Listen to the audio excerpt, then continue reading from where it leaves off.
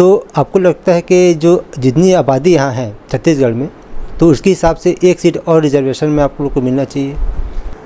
देखिए, ये तो निर्णय संगठन का है। तो मुख्यमंत्री जब बात बनने की आ रही थी तो एक नाम आपका भी चल रहा था, तो आपको लग रहा था कि मैं भी मुख्यमंत्री बन सकता हूँ? नहीं, हम सपना नहीं सोचे थे। क्या इस बीच में जो मॉनिटरिंग होती है उसमें कमी होती है, या फिर कैसा कुछ व्यवस्था बनाया जाता है कि किसानों का हर धान का बीज खरीद सके सरकार? देखिए, समय सीमा रहता है धान खरीदी का। तो अगर कैंडिडेट नहीं बदला रहता तो जो अंतर था जीत का, वो कहीं ना कहीं टकराव और स्थिति बन सकती थी। फिर भी हम अथक प्रयास किए और हमारे ऊपर जनता विश्वास किए और चुनाव जिताए। जो किसान गर्मी का धान लगाते हैं तो वो अपने धान को किस प्रकार से सही जगह में खपा सके, इसके लिए कुछ? गर्मी का धान जो लगाते हैं उसमें तो सीधा सीधा मंडी में अच्छा रेट मिल जाता है किसानों को। ये जो घोटाला है ये होता रहा है और उस पर कार्रवाई भी होती रही है, तो आने वाले समय में इस प्रकार की जो घटना है उसको उसमें रोक लगे और उस पर कार्रवाई हो, इसके लिए कुछ आप? पिछले बार का हुआ तो किसी से छुपा नहीं है। अब की बार जब से दायित्व मिला है तब से हम नज़र रखे हुए हैं। इस बार डेमोक्रेसी और संविधान को बचाने की चुनौती है, अगर बीजेपी आएगी तो दोनों खतरे में पड़ जाएगा। ये इन लोगों को झूठ बोलने का आदत है, अफवाह फैलाने का आदत है।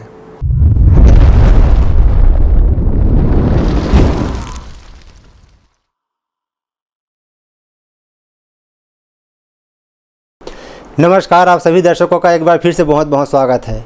मैं हूं आपके साथ रुपेश ठाकुर और आप देख रहे हैं TNR न्यूज़ का खास कार्यक्रम। साथियों, आपको पता है इस कार्यक्रम के माध्यम से हम लगातार अलग अलग विधानसभा क्षेत्रों में जा रहे हैं, वहां के नेता, मंत्री और विधायकों से आपकी मुलाकात करवा रहे हैं और साथ ही जान रहे हैं कि कैसा रहा उनकी ज़िंदगी का सफ़र और क्या है आगे को लेकर विज़न, कितने हैं तैयार और क्या है तैयारी। इन्हीं सब मुद्दों पर बात करने के लिए आज हम पहुँच चुके हैं बेमेतरा जिले के नवागढ़ विधानसभा क्षेत्र में और वर्तमान में यहाँ से भारतीय जनता पार्टी की ओर से विधायक हैं दयाल दास बघेल जी। साथ ही उनका नाम कैबिनेट मंत्री में भी शामिल है और उनके पास कई महत्वपूर्ण विभाग हैं। इन्हीं सब मुद्दों पर चर्चा करने के लिए आज हमारे साथ हैं। सर, आपका बहुत बहुत स्वागत। सब नमस्कार। सर, राजनीतिक चर्चा में आगे बढ़ेंगे, लेकिन उससे पहले हम जानना चाहते हैं साथ साथ हमारे दर्शकों के लिए, कैसा रहा आपका राजनीतिक सफ़र, कैसे राजनीति में आया, क्या है आपकी शिक्षा दीक्षा, थोड़ा सा इसके बारे में संक्षेप में। क्या है, पिताजी पहले उप सरपंच था, उसके बाद चुनाव लड़ कर के सरपंच बना। उस समय मैं पढ़ाई कर रहा था। उसके बाद फिर चुनाव आया, राजनीति सफ़र वहीं से शुरू हुआ और उसके बाद फिर एक राजनीति में मुखीराम साहू करके था जो मीशाबंदी था, 19 महीने जेल में रहा था। उसके साथ संगति मिला और वहीं से फिर मैं भारतीय जनता पार्टी, वैसे पिताजी भी थे भारतीय जनता पार्टी में, वहाँ से फिर मैं सफ़र शुरू किया। पढ़ाई जैसे ही छोड़ा मैं ग्राम पंचायत कूरा का सरपंच बन गया सन 83 में, पहली बार 83 में सरपंच बना और उसके बाद दूसरा बार भी सरपंच का चुनाव हो, उसमें भी सरपंच बना। मैं सन 83 से 2000 तक के सरपंच पद पर रहा हूँ ग्राम पंचायत कूरा का। इसी बीच मुझे सन 98 में भारतीय जनता पार्टी के द्वारा प्रत्याशी बनाया गया और सरपंच था, उतना ज़्यादा नहीं था, उसमें सफलता नहीं मिला मुझे। उसके बाद सन 2000 में जिला पंचायत का चुनाव हुआ। मैं जिला पंचायत के चुनाव लड़ा। जिला पंचायत के चुनाव 7000 वोट से मैंने चुनाव जीत गया और जिला पंचायत सदस्य था ही। उसके बाद 2003 में मुझे पुनः भारतीय जनता पार्टी का प्रत्याशी बनाया गया और उसमें मैं लगभग 13000 मत से चुनाव जीत करके पहली बार विधायक बना। 2003 में विधायक बनने के बाद जस्ट मुझे अनुसूचित जाति प्राधिकरण का डिप्टी चेयरमैन बनाया गया, कैबिनेट मंत्री का दर्जा था, ये पद मैं संभाला था। उसके बाद पुनः चुनाव हुआ 2008 में, वहाँ उस समय भी मैं चुनाव लड़ा, उस समय भी मैंने चुनाव जीता। उस चुनाव के बाद मुझे यहाँ उद्योग मंत्री का दायित्व मिला। उद्योग मंत्री संभालते संभालते विभाग में परिवर्तन हुआ और राजस्व मंत्री का दायित्व मुझे मिला। उसके बाद सन 13 में मुझे पुनः भारतीय जनता पार्टी का प्रत्याशी बनाया गया। उस समय भी मैं 27,500 मत से विजय हुआ और उसके बाद मुझे संस्कृति, पर्यटन और सहकारिता विभाग का दायित्व मिला। ये 18 तक के विभाग को संभाला और उसमें विभाग में अनेक कार्य किए और सहकारिता में भी उस समय बहुत अच्छे ढंग से कार्य किया था। चुनाव में भी, सहकारिता विभाग के चुनाव में भी जीत दिलाए और 18 में भारतीय जनता पार्टी पुनः प्रत्याशी बनाया, लेकिन उसमें सफलता नहीं मिली, चुनाव हार गए। उसके बाद भी पार्टी काम करते रहा, अनेक पद पे रहा, प्रदेश कार्यकारिणी का सदस्य भी रहा हूँ। ये लगातार प्रदेश कार्यकारिणी का सदस्य रहा हूँ और पुनः पार्टी मेरे ऊपर विश्वास किया। मैं तो आभार व्यक्त करता हूँ पार्टी के संगठन केंद्रीय नेतृत्व का और प्रदेश नेतृत्व का। पुनः मुझे 2023 में भारतीय जनता पार्टी का प्रत्याशी बनाया गया और इस बार भी मैं 15,277 मत से विजय प्राप्त हुआ और इस समय मुझे दायित्व मिला है खाद्य मंत्री का। और ये दायित्व अभी मेरे को मिला, जब से दायित्व मिला है तब से हम इस विभाग में काम कर रहे हैं। इस विभाग में इस साल हमारा धान खरीदी का रिकॉर्ड टूटा है। 145 लाख मीट्रिक टन धान हमने खरीदी किया है। खरीदी करने में बहुत अच्छा से व्यवस्था किए थे, टोकन का व्यवस्था किए थे और दूसरा एक तो मोबाइल से भी टोकन कटता था ताकि किसानों को सहूलियत मिले, बारदाना का कोई कमी नहीं हुआ और बहुत अच्छे ढंग से हमने धान खरीदी किया है। और धान खरीदी के बाद उसका भुगतान भी 48 घंटे के अंदर कराने का व्यवस्था किया। जो अपना ये हाँ, जो ये था समर्थन मूल्य में तुरंत 48 घंटे में किसानों के खाता में पैसा डालने की व्यवस्था की है। और हमारा जैसे सम्मानीय मोदी जी का गारंटी पर विश्वास किए और उसमें जो हमारा घोषणा था कि धान प्रति एकड़ 21 कुंटल 3100 रुपये दर से खरीदने का जो घोषणा था, हमने जो शेष राशि अंतर का राशि 970 रुपये, उसको भी एक मुश्त हम भुगतान कर चुके हैं, किसानों के खाते में डाले हैं और विभाग का काम जो है वो कर रहे हैं। और हमारा प्रयास है धान खरीदी बहुत अच्छे ढंग से हो, क्योंकि ये किसान से जुड़ा हुआ है। और दूसरा राशन वितरण का है, राशन दुकानों पे। लेकिन इससे पहले जैसे कि आपने बताया कि मेरे पिताजी सरपंच थे, उसके बाद में भी आप उस समय छात्र जीवन जी रहे थे, तो छात्र जीवन में रहते हुए आपको राजनीति में आने की इच्छा हुई थी कि पिताजी को देखकर आप राजनीति में आए? नहीं, क्या है, उस समय दादा अकेला था, पिताजी भी अकेला था, इसलिए मजबूरीवश मुझे पढ़ाई छोड़ना पड़ा, क्योंकि घर संभल नहीं रहा था। तो उस समय पढ़ाई छोड़ने के बाद जैसे ही आया, गांव में लोग बोले कि ये लड़का पढ़ लिख करके आए, इनको सरपंच बनाया जाए। उस समय मालगुजारी शासन था, जानते हो क्या होता है। और उस समय मैं सरपंच बना और राजनीति में बताया ना, मैं मुखीराम साहू जो मीसाबंदी था, वो राजनीति गुरु मेरा है, वो मिल गए उसके संगत में। वो टिकट दिलाने से लेकर के पूरा, वो बोले कि सिर्फ पूर्व मंत्री, वन मंत्री डीपी गहलोत से सिर्फ टक्कर दे सकते हो, ऐसा करके मेरा चयन किया और चयन करके टिकट तक के लड़ाई लड़ा और टिकट भी सन 98 में दिलाया, लेकिन असफल हो गया। मैं बताया ना, राजनीति जीवन वहीं से मैं शुरू किया हूँ, मुखीराम साहू के मार्गदर्शन में चला हूँ और समय ज़्यादा लंबा समय तक साथ नहीं दिया, अटैक में उनका भी छोड़ के चला गया।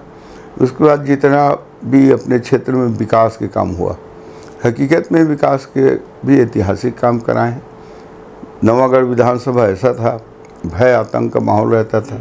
हरिजन एक्ट में देखते तो पूरा छत्तीसगढ़ में सबसे ज़्यादा हरिजन एक्ट नवागढ़ में लगता था। इतना भय आतंक का माहौल था, हमने प्रयास किया, शांति व्यवस्था लाया और वो हरिजन एक्ट वगैरह भी लगने से भी पूरा कंट्रोल किए और शांति व्यवस्था स्थापित करके अपने क्षेत्र का विकास किया हूँ।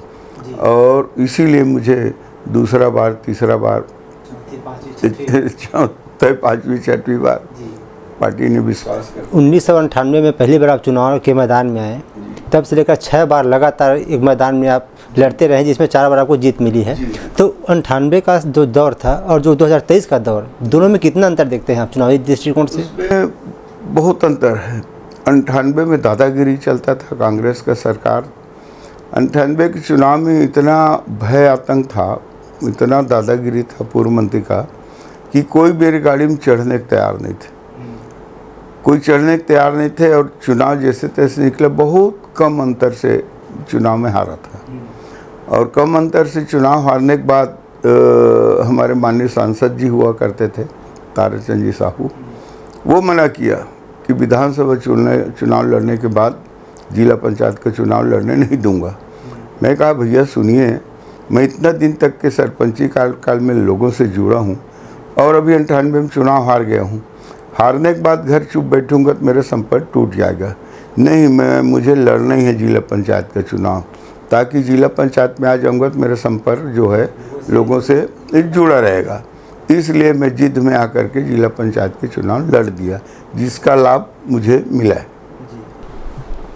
एक बात और आती है सर, जैसे कि आप 4 बार लगातार रहे हैं। पिछले बार जो आपके चुनावी एक कह लीजिए जैसे विपक्ष में थे गुरुदयाल सिंह, उनको टिकट न देकर इस बार रुद्र कुमार जी को दिया गया, जो कहीं ना कहीं ऐसा माना जाता है कि जो बाहर से आए तो लोगों से उनका कनेक्टिविटी नहीं था।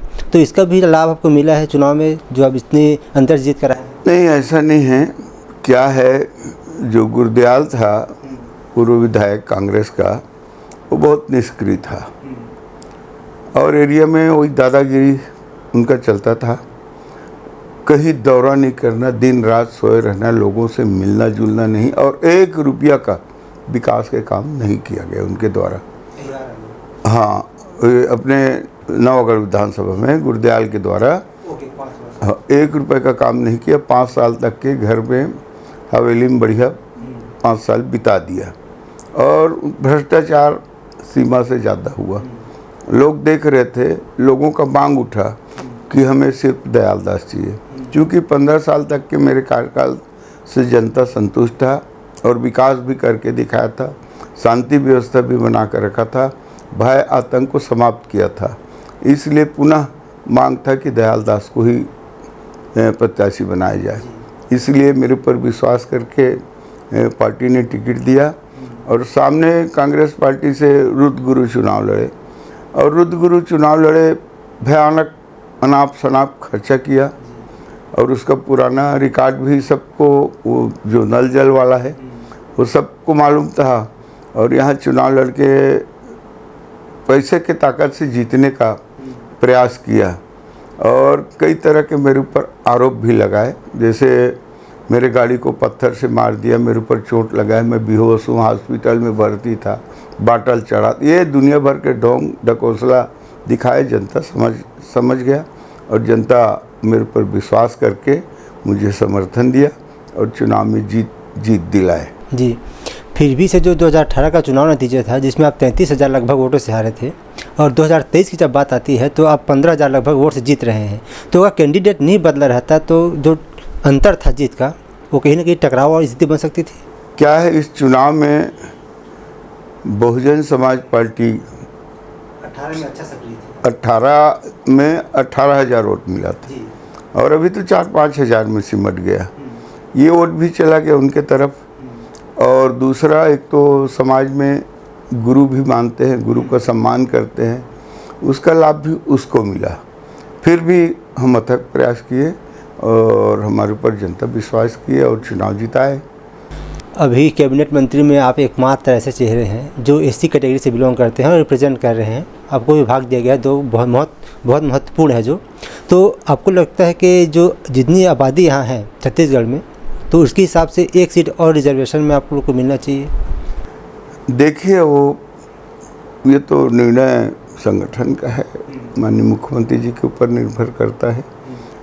क्या है, हमारे समाज एसी वर्ग से मात्र 4 सीट जीते हैं और 4 में अब मेरे पर विश्वास करके ये विभाग सौंपा है, मंत्रिमंडल में शामिल किया है इसके लिए मैं आभार व्यक्त करता हूँ केंद्रीय नेतृत्व का, माननीय मुख्यमंत्री जी का आभार व्यक्त करता हूँ। और जिस हिसाब से दायित्व दिया है उसका मैं सही तरीके से निर्वहन कर रहा हूँ और भविष्य में भी करता रहूँगा। छत्तीसगढ़ के इतिहास में अगर बात की जाए बीजेपी की तरफ से, तो ऐसा पहली बार हुआ जो कई दिग्गज नेता जीत कर आए, उसके बाद भी उन्हें मंत्री पद में, मंत्रिमंडल में जगह नहीं मिली है। तो जो जितने नए चेहरे आए हैं, तो क्या बीजेपी की एक नई रणनीति है आने वाले समय में राजनीति को लेकर छत्तीसगढ़ में? अब ये तो सब संगठन, केंद्रीय नेतृत्व और माननीय मुख्यमंत्री के ऊपर डिपेंड करता है, किसको बनाता है किसको नहीं बनाता है, इसका निर्भर उनके ऊपर है। आने वाले में कितना प्रभाव पड़ सकता है समय में, जो नए चेहरे बनाए गए मंत्रिमंडल में, तो कितना बेहतर काम कर सकते हैं? क्योंकि अगर अनुभव की बात की जाए तो जैसे इससे पहले जो राजेश मूणत जी हो गया, अजय चंद्राकर जी हो गए, पुन्नूलाल मोहले जी हो गए, इनमें अनुभव तो बहुत ज़्यादा है लेकिन जगह नहीं मिल पाई। तो क्या अनुभव और जो नया चार में जो नए विधायक जीत कर आए जिसको मंत्री पद दिया गया है, तो दोनों आपस में मिलकर काम करके आगे बढ़ाने की नहीं, सब आपस में मिल करके काम कर रहे हैं, सबका सहयोग, सबका आशीर्वाद। जी, एक और बात आती है सर, जब हम बात करते हैं मुख्यमंत्री के लिए, जब जीत कर आया भाजपा, बहुत अभी तक के सबसे बड़ी जीत कर आए हैं, तो मुख्यमंत्री जब बात बनने की आ रही थी तो एक नाम आपका भी चल रहा था, तो आपको लग रहा था कि मैं भी मुख्यमंत्री बन सकता हूँ? नहीं, हम सब नाम नहीं सोचे थे। जी जी। और इससे पहले भी आप मंत्री रह चुके हैं, अलग अलग विभाग में कई पदों पर आप काम कर चुके हैं। तो जब मंत्रिमंडल की विस्तार की बात जब आ रही थी तो आपको लग रहा था कि मेरा भी नाम सामने आ सकता है? नहीं, ये तो बताया ना, ये तो सब संगठन के ऊपर डिपेंड है। संगठन विश्वास किया, माननीय मुख्यमंत्री जी विश्वास किए, केंद्रीय नेतृत्व विश्वास किए, उसके लिए मैं आभारी। आप क्या कर रहे थे और किनके द्वारा आपको फ़ोन आया, तो आपका रिएक्शन कैसा था पहले बार? नहीं, अब क्या रिएक्शन, कई बार मंत्री बन चुके हैं तो अपने को काम करना है और जनता का सेवा करना है, विकास करना है प्रदेश का, अपने क्षेत्र का। और जो दायित्व मिला है धान खरीदी का, हमने उसमें भी बहुत मेहनत किया ताकि किसानों को किसी प्रकार की परेशानी ना हो और भुगतान सही ढंग से हो जाए। चावल के संबंध में मैं जैसे ही दायित्व संभाल करके बैठक ली अधिकारियों का, बैठक में भी मैं एक लाइन में बोल दिया था, जो गरीब हैं, जो चावल वितरण हो रहा है, सही चावल और अच्छे ढंग से चावल वितरण हो। और पूर्व में जैसे कई प्रकार की शिकायतें मिलता था, ऐसा शिकायत मैं बर्दाश्त नहीं करूंगा, ये मैं चेतावनी दे दिया हूँ। और जब से दायित्व संभाला हूँ अभी तक के शिकायत नहीं मिला। जी सर, जब बात धान खरीदी की करते हैं तो एक समस्या ये भी होती है किसानों की, जो टाइमिंग रहता है सर, कि इतने समय से इतने समय के बीच में धान खरीदी होगी, उसके बाद जब आगे बढ़ाते हैं टाइम को, कुछ और देखते हुए समस्या को, तो जो आगे जब बढ़ते हैं तो किसानों को धान बेचने में बहुत समस्या होती है। क्या इस बीच में जो मॉनिटरिंग होती है उसमें कमी होती है, या फिर कैसा कुछ व्यवस्था बनाया जाता है कि किसानों का हर धान का बीज खरीद सके सरकार? देखिए, समय सीमा रहता है धान खरीदी का, और समय सीमा के अंतर्गत लगभग किसान बेच चुके रहते हैं। कुछ किसान बचा रहता है, उसके लिए समय स्थिति, परिस्थिति, मौसम खराब वगैरह की वजह से किसान नहीं बेच पाते। इसके लिए एक आध हफ्ता का समय बढ़ा दिया जाता है ताकि वो किसान भी धान बेच सके। जी, तो इस बार जैसे पिछले बार ऐसा हुआ था, बारदाने के लिए पैसा लेते थे कांग्रेस सरकार के समय, अभी इस बार नहीं लिया गया, तो आगे जब जैसे कि बीजेपी सरकार की 5 साल कम से कम तो राज करने वाली है यहाँ, तो किसानों को समस्याओं को लेकर कितना लोग सजग हैं, कितना काम करने वाली धान खरीदी को लेकर? देखिए, हमारा पुराना अनुभव भी है, पूर्व में सहकारिता मंत्री रहे हैं, धान खरीदी का काम उस समय भी सहकारिता मंत्री होते हुए देख रहा था। और आज भी अनुभव के आधार पे किसानों को कोई परेशानी ना हो, इसलिए एडवांस में समय रहते समय में बारदाना का खरीदी हो जाए, और जो धान खरीदी केंद्र है वहाँ सफाई वगैरह की व्यवस्था हो जाए, ग्राउंड वगैरह ठीक ठाक हो जाए, चबूतरा वगैरह ठीक ठाक हो जाए। इसके लिए हम पहले से ही उसका तैयारी करते हैं, और पहले से ही तैयारी करके, जैसे वो थंप वाला भी चल रहा है अभी, और जो टोकन का व्यवस्था है उसका, ये सब तैयारी हम लोग पहले ही कर लेते हैं ताकि किसान को किसी प्रकार के परेशानी ना हो, बारदाने की परेशानी ना हो, भुगतान में कोई परेशानी ना हो। ये पूर्व से तैयारी करना पड़ता है। जैसे पिछले 5 साल तक के कांग्रेस के सरकार में इतना मारा मारी हुआ, इतना धान तौलाई में डिफरेंस हुआ, बारदाना के लिए लूट मचा था। किसान लोग 15 रुपये बारदाना को 40-45 रुपये में खरीद करके ला करके धान बेचते थे, वो भी फटे पुराने बोरा को। इसलिए किसान इतना परेशान था। भुगतान भी हुआ, 2500 रुपये देंगे घोषणा तो कर दिया। आज किसान लोग भटक रहे हैं, देख रहे हो किस्त साल भर में किस्त नहीं मिलता था, अभी भी उनका एक किस्त बाकी है, आज तक के भुगतान नहीं हुआ है। ये स्थिति कांग्रेस सरकार का था। और कांग्रेस सरकार में किसान इतना परेशान थे, हर चीज़ में। खाद में देखोगे तो सही खाद नहीं मिलता था, खाद डालते थे कोई फ़ायदा नहीं होता था। कीटनाशक दवाई भी खेत में छिड़काव करते थे, कीड़ा नहीं मरता था। और एक प्रकार से गोबर को ज़बरदस्ती उनके ऊपर थोपा जाता था। गोबर खाद क्या कंपोस्ट खाद बना करके शिकायत आता थी कि वो गोबर कंपोस्ट खाद को घर में रखते थे तो बहता था, उसके घर में घर भर बदबू करता था। अब उसको किसान कैसे खेत में डालेगा और वो क्या फ़ायदा करेगा? कोई फ़ायदा नहीं। यानी सिर्फ और सिर्फ किसान को परेशान किया गया है और किसान बहुत दुखी थे। और ये जो कंपोस्ट खाद है, सरकार से उसका बेचने का कुछ भी नहीं था, ज़बरदस्ती किसानों को लादा गया है। यानी एक प्रकार से किसानों को ज़बरदस्ती लूटा गया कि तुमको खरीदना ही पड़ेगा। ये व्यवस्था कांग्रेस के सरकार में था धान खरीदी के संबंध में। और दूसरा देख रहे हो, एक साल धान खरीदी किया, धान को उठाव नहीं कर पाया। 2500 रुपये कुंटल में खरीद करके 1100-1200 रुपये कुंटल में धान को उनको बेचना पड़ा। कितना क्षति हुआ है। और धान सड़ गया। धान खरीद के इनके आसपास तो जा नहीं सकते थे, इतना बदबू आता था, मवेशी खा रहे थे।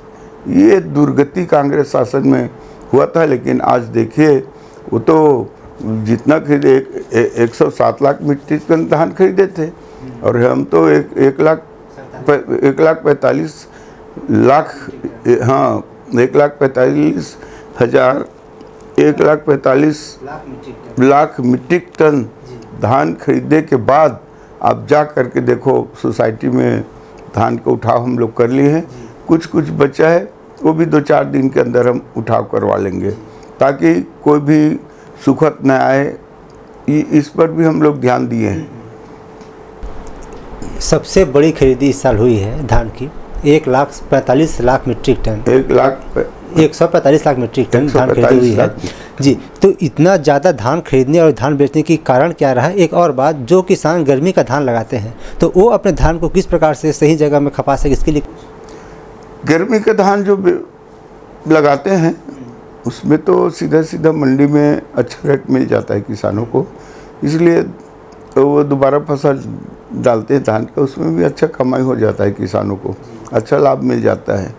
और दूसरा, धान का जो उपज जो बढ़ा है, ये उपज बढ़ने का कारण भी भारतीय जनता पार्टी का ही देन है। आप जानते हो, भारतीय जनता पार्टी ने जिस समय 1 रुपये किलो में 35 किलो चावल दिया, उसके पहले इतना गरीबी था। जब यहाँ कांग्रेस के मुख्यमंत्री अजीत जोगी हुआ करता था, मजदूरों को कोई मजदूरी नहीं मिलता था, भरपेट भोजन नहीं कर पाते थे गरीब लोग। इन सभी मुद्दों को हमारे पूर्व मुख्यमंत्री सम्मानीय डॉक्टर रमन सिंह जी ने गंभीरता से लिया और 1 रुपये में 35 किलो चावल देना शुरू किया। लोग पेट भर भोजन किए। जो किसान बाढ़ी खाता था वो बाढ़ी भी खाना बंद हो गया। और दूसरा बात, जो 18% सहकारी समिति में जो ब्याज दर था उसको भी 0% में ला दिया। और 5 हाउस पावर का पंप जो मुफ्त में बिजली दिया, तो किसान 1 एकड़ 2 एकड़ 5 एकड़ में ट्यूबवेल खुदाए और ट्यूबवेल खुदा करके भरपूर पैदावारी किए। उसी का लाभ आज मिल रहा है। जो फसल का उपज बढ़ा है, ये भारतीय जनता पार्टी के सरकार का देन है जी। वर्तमान में आप खाद्य नागरिक आपूर्ति एवं उपभोक्ता संरक्षण विभाग के मंत्री हैं। कहीं ना कहीं लगातार ये बात निकल के सामने आती है कि जो घोटाला है ये होता रहा है और उस पर कार्रवाई भी होती रही है। तो आने वाले समय में इस प्रकार की जो घटनाएं हैं उसमें रोक लगे और उस पर कार्रवाई हो, इसके लिए कुछ आप? पिछले बार कहुआ तो किसी से छुपा नहीं है।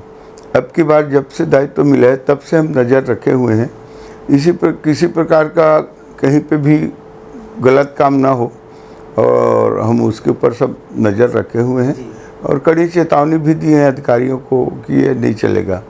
और आज कहीं कहीं पे भी आता है तो हम उसके ऊपर कठोर कार्रवाई करेंगे, यह बात भी हम कर सकते हैं। जी, जब कांग्रेस का सरकार था सर, तब बीजेपी वालों ने ये आरोप लगाया था कांग्रेस के ऊपर कि 600 करोड़ रुपए का घोटाला हुआ है धान खरीदी में। तो क्या उस मामले की अब जांच होगी, कार्रवाई होगी कुछ? ये इसका जांच चल रहा है और विधानसभा में घोषणा हुआ है, विधायक दल की समिति से इनका जांच किया जा रहा है और जो भी दोषी मिलेगा हम छोड़ेंगे नहीं, उसके ऊपर कार्रवाई करेंगे। तो ऐसा कुछ टाइम लिमिट आप बांध के रखें कि इतने समय के भीतर एक कार्रवाई हो जाएगी? चल रहा है जांच, जैसे रिजल्ट आता है उसके ऊपर कार्रवाई करेंगे। उपभोक्ता की भी जिम्मेदारी आपके ऊपर में है। तो जैसे कोई कहीं पे समस्या होती है उपभोक्ता को, तो शिकायत करते हैं ऑनलाइन के माध्यम से या खुद जाके हो फोरम में, तो उनकी जो समस्याएं सुनी तो जाती है लेकिन बहुत लेट से उनका समाधान मिल पाता है। तो ये भी बहुत बड़ी जिम्मेदारी है, समस्या भी है कि जो भी समस्या लेकर जा रहे हैं उपभोक्ता, उसकी समस्याओं का जल्द से जल्द समाधान हो। इस क्षेत्र में भी कुछ काम करें, उसके लिए भी प्रयास करेंगे। उपभोक्ता फोरम में जो भी प्रकरण आएगा उसका भी प्रयास रहेगा, जितना जल्दी निराकरण हो सके उसका भी निराकरण कराएंगे। सर जैसे कि हम लोग देखते हैं जब गांव तरफ जाते हैं तो, या फिर शहर की ही बात कर लिया जाए, जब चावल लेने के लिए जाते हैं पीडीएस दुकान में, तो कतारें बहुत लंबी रहती है और कहीं ना कहीं दुकानदार की मनमर्जी भी चलती है, क्योंकि उन लोग प्राइवेट ठेकेदार होते हैं। देखिए जी, इतना सहूलियत दे दिया गया है हमारे सरकार के द्वारा, राशन कार्ड में कहीं से भी कोई भी दुकान से राशन खरीद सकता है। अब विश्वास नहीं करोगे, पहले क्या होता था, राशन कार्ड को गिरवी रख देते थे, कमाने खाने जाते थे, कुछ लोग आदतन है कमाने खाने जाते हैं, वो तो कार्ड को गिरवी रख के जाता था। और आज आप जा कर के देखो, राशन कार्ड लेके जाता है और लेके जाता है वहीं चावल उठाता है। आप यकीन नहीं करोगे, कोरोना काल में भी ये जो राशन कार्ड है, जब वहाँ से लौट रहे थे तो रास्ते में भी राशन कार्ड दे करके चावल प्राप्त करते थे, ऐसा प्रावधान बना। तो इसके आने के बाद कहीं ना कहीं जो समस्या थी कि जैसे पहले क्या था कि जहाँ से आपका राशन कार्ड है वहीं से राशन लेते थे, अभी कहीं भी ले सकते हैं, तो इस सिस्टम को अभी आप कंटिन्यू करने की जरूरत है कि इसमें कुछ अपडेट? नहीं, ये तो चल ही रहा है, कार्ड का है। और जहाँ भी कोई भी राशन दुकान में जाएगा थंब से फर्जी नहीं निकाल सकता, उसका थंब लगाएगा, उसको चावल मिलेगा। सर मंत्रिमंडल में फेरबदल की बातें निकल कर सामने आ रही है, तो जो भी वर्तमान में कुछ ऐसे मंत्री जिनको जगह पे हो सकता है कि नए चेहरों को लाया जाए, इस बात में कितनी सच्चाई? नहीं, देखिए ये तो मैं बताया ना, ये तो केंद्रीय नेतृत्व का है, संगठन का है, माननीय मुख्यमंत्री जी के ऊपर है। वो जो भी करेगा तो सबको स्वीकार है। कांग्रेस सरकार का जो 5 साल का समय था उसको कैसे देखते हैं, कितना विकास कर पाए, विकास कितना कर पाए लोगों की, जनता के लिए? जीरो। छत्तीसगढ़ में विकास के नाम से जीरो, सिर्फ और सिर्फ भ्रष्टाचार और घोटाला, हर चीज़ में भ्रष्टाचार घोटाला। आप देख लो, नरवा गरवा घुरवा बारी क्या हुआ है, सिर्फ घोटाला हुआ है। कहीं का नरवा नहीं बना है, घुरवा भी नहीं बना है। रोका छेका के नाम से प्रत्येक गोठान में 19 लाख रुपए खर्चा किया गया है और मुश्किल से 2 लाख का काम नहीं हुआ है, उसमें भी घोटाला। और रोका छेका के नाम से देखो, पहले व्यवस्था था, कांजी होता रहता था और मवेशी किसान बांध के रखते थे। रोका छेका के नाम से प्रत्येक गांव में आज भी लोग परेशान हैं, 5 साल तक भोगे हैं। पूरा मवेशी जब चाहे जिसके खेत में चाहे चर के आ जाता था। ये कांग्रेस के सरकार में देखोगे, हर ऐसा कोई चीज़ नहीं है जहाँ घोटाला नहीं हुआ होगा। और भ्रष्टाचार का भरमार है, विकास के नाम से जीरो है, कोई विकास नहीं किया है। सरपंच लोग भूखे मर रहे हैं, गांव में एक ठो गली में कंक्रीट नहीं है। ऊपर से ये जो रुद्रगुरु जो ये मंत्री था, पीएचई मंत्री, हम जितना पूर्व कार्यकाल में गली कांक्रीटीकरण गौरव पद बनाए थे, ये जाकर के बीचों बीच गांव के गली खुदाई कर दिया है। मज़ेदार बात है, पाइप नहीं डला है, पाइप नहीं डला, खुदाई क्यों किया? और ऊपर से मिट्टी लाद के जो के तो गाड़ी अंदर घुस नहीं पाता गांव में। ये स्थिति है, ये भ्रष्टाचार है और जग जाहिर है भ्रष्टाचार। आप नल जल में जाके देखो, टंकी कहीं बन रहा है, टंकी में पानी नहीं, नल कहीं लगा था तो नल में पानी नहीं आ रहा है। ये भ्रष्टाचार उस समय हुआ था। कोई भी विभाग आप देख लो, सब जगह भ्रष्टाचार।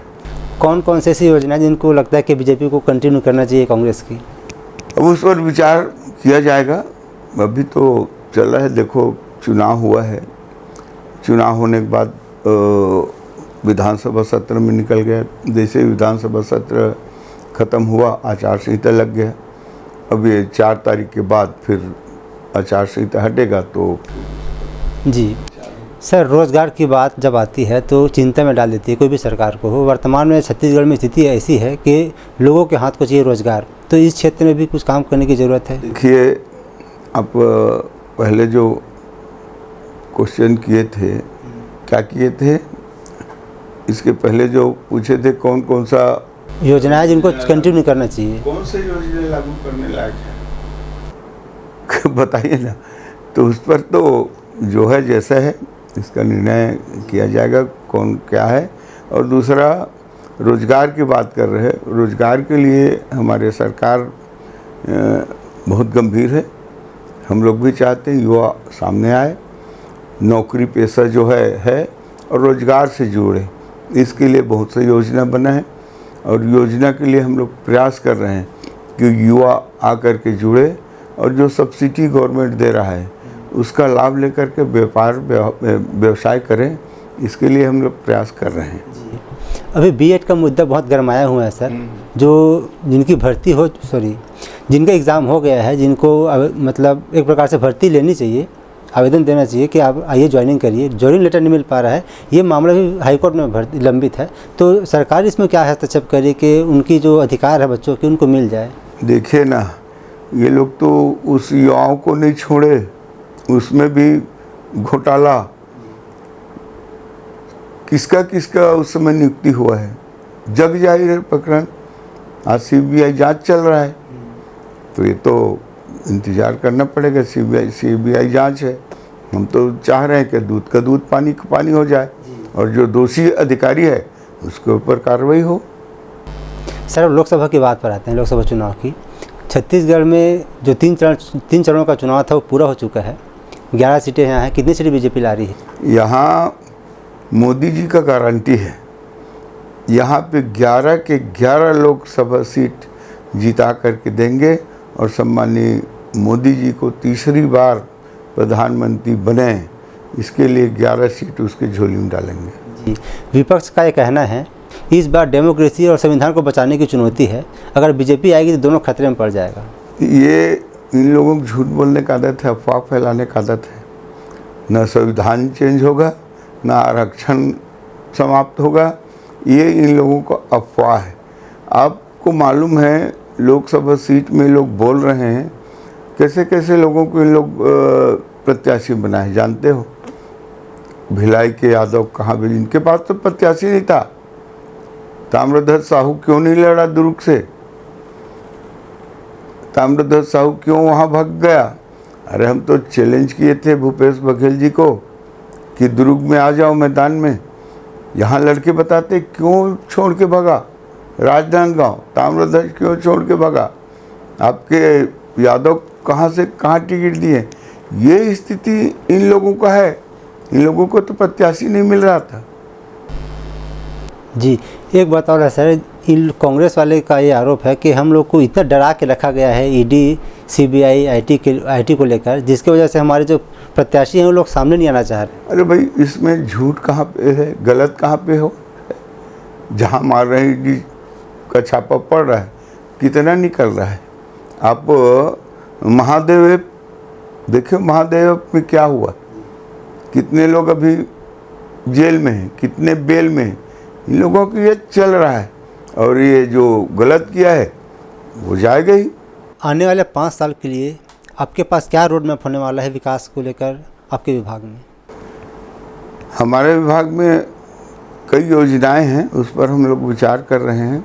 जैसे राशन दुकान चल रहा है, वहाँ भी तो फर्जी राशन कार्ड न रहे, इसके लिए भी व्यवस्था है, नवीनीकरण करवा रहे हैं। और राशन के साथ साथ उसमें योजना है कि राशन दुकानों में कुछ आइटम और बढ़ाए जाए। जैसे व्यवस्था है, जैसे दाल का है, दाल भी सस्ते रेट में मिलता है, ये सुविधा हम देना चाह रहे हैं। आटा है, आटा भी सस्ते में मिल रहा है।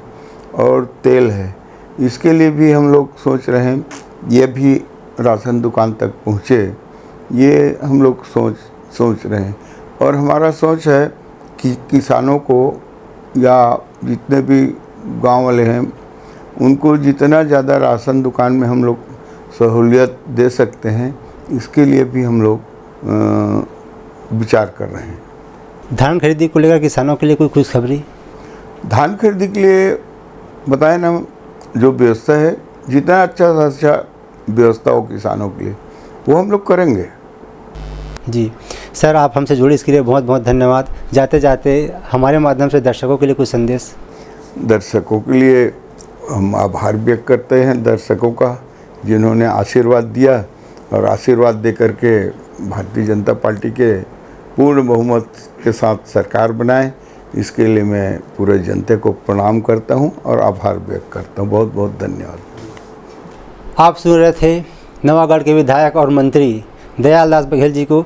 इस कार्यक्रम में इतना ही। अगली बार आपसे फिर होगी मुलाकात एक नए कार्यक्रम में नए मेहमान के साथ। तब तक के लिए अनुमति दीजिए। नमस्कार।